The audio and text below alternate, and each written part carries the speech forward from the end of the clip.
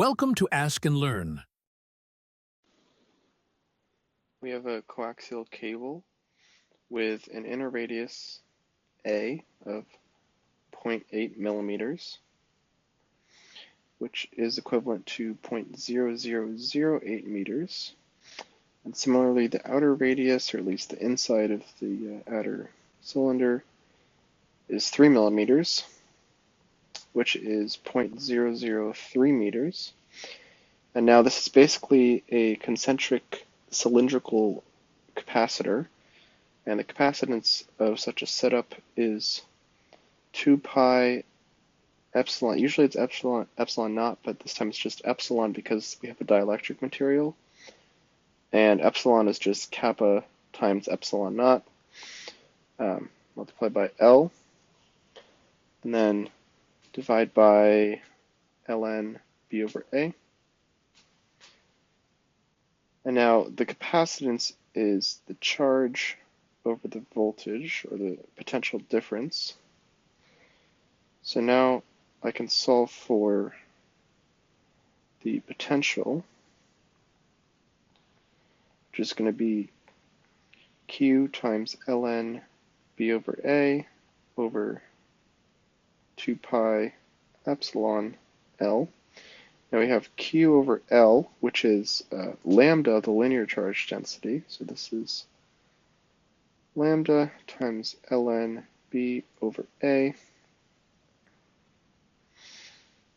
And now we have the expression for the potential, but we also know what the field is.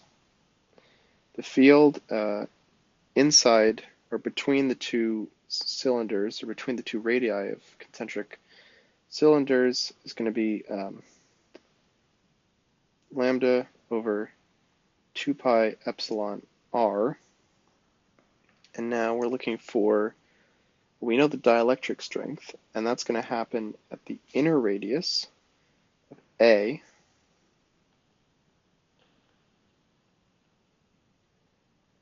And now we have an expression for the field that looks very similar to the voltage.